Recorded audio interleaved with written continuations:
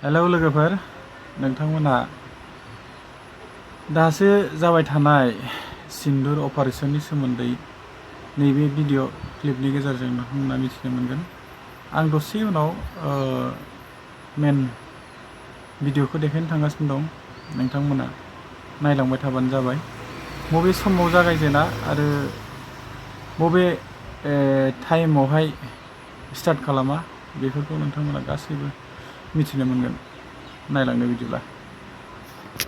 मैं colonel Sophia Qureshi और मेरे साथ विंग कमांडर व्योमिका सिंह आज आपको 6 से 7 मई 2025 की रात 1:05 से 1:30 बजे के बीच भारतीय सशस्त्र बलों द्वारा अंजाम दिए गए ऑपरेशन सिंदूर के बारे में जानकारी देंगे।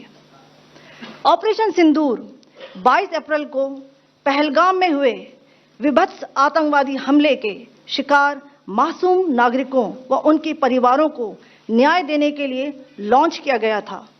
इस कार्रवाई में 9 टेररिस्ट कैंप्स को टारगेट किया गया और पूरी तरह से इसे बर्बाद किया गया। पाकिस्तान में पिछले 3 दशकों से टेरर इंफ्रास्ट्रक्चर का निर्माण हो रहा है। इसमें recruitment, indoctrination centres, training areas व लॉन्च पैड शामिल थे, जो पाकिस्तान और पाक अधिकृत जम्मू कश्मीर POJK दोनों में फैले हैं। Operation Sindoor was launched by Indian Armed Forces to deliver justice to the victims of Pahalgam terror attack and their families. 9 terrorist camps were targeted and successfully destroyed. Over the last 3 decades, Pakistan has systematically built terror infrastructure. It is a complex web of recruitment and indoctrination centers, training areas for initial and refresher courses, and launch pads for handlers.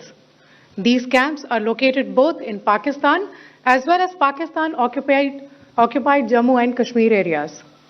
Some of the well-known training camps are located, as you can see on the screen.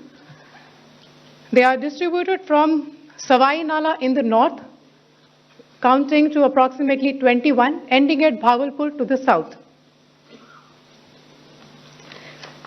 इन लक्ष्यों का चयन विश्वसनीय intelligence सूचनाओं के आधार पर हुआ ताकि आतंक गतिविधियों की रीढ़ तोड़ी जा सके, और यह खास ध्यान दिया गया कि निर्दोष नागरिकों और सिविलियन इंस्टॉलेशन को नुकसान न पहुंचे।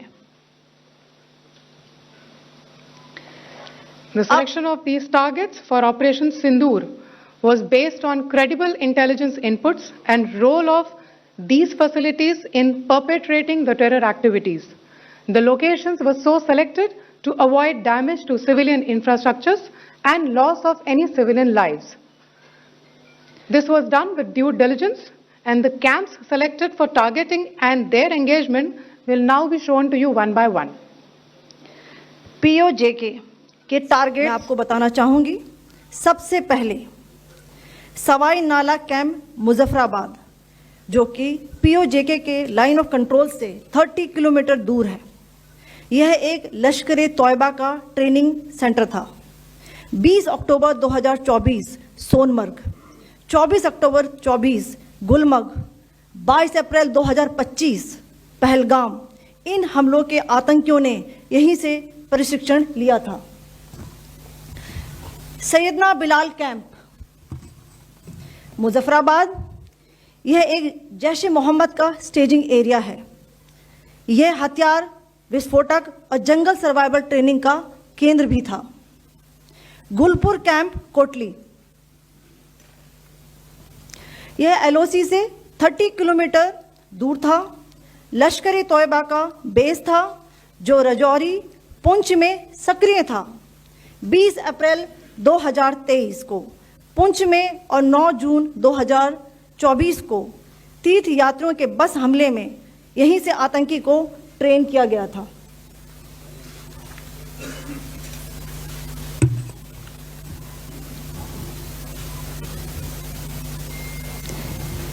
बरनाला कैंप भिंबर, ये LOC से 9 किलोमीटर दूर है।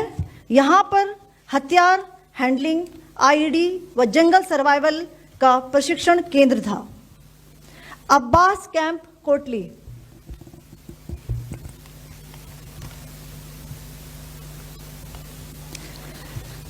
यह एलओसी से 13 किलोमीटर दूर है। लश्कर तौयबा का फिदाइन यहां तैयार होता था। इसकी कैपेसिटी 15 टेररिस्ट को ट्रेन करने की थी।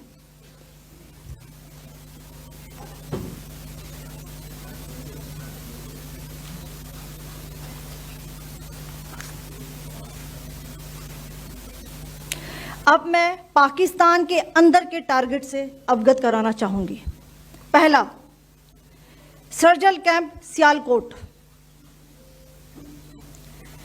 यह अंतर्राष्ट्रीय सीमा से 6 किलोमीटर की दूरी पर है, सांबा कठुआ के सामने।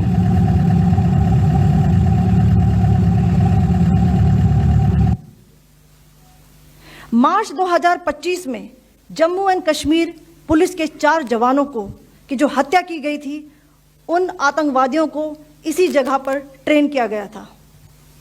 दूसरा, महमूना जाया कैंप सियालकोट।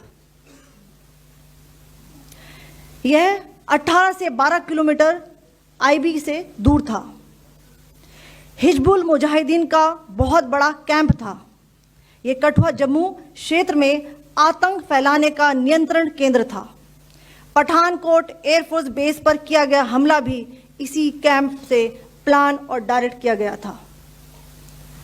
मरकज ताइबा मुरीद के, यह आईबी से 18 से 25 किलोमीटर दूरी पर है। 2008 के मुंबई हमले के आतंकी भी यहीं से प्रशिक्षित हुए थे। अजमल कसब व डेविड हेडली भी यहां ट्रेन हुए थे।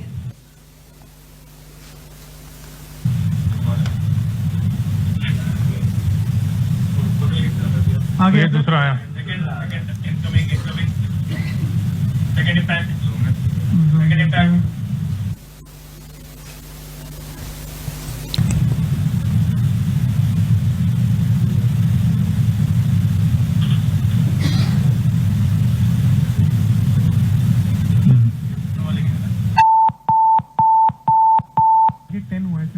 टारगेट 10 हुआ, एंक्लोजर सेम ही है।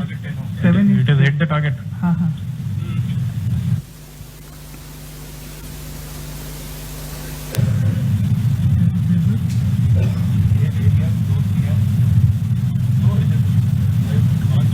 आ गया सर, इम्पैक्ट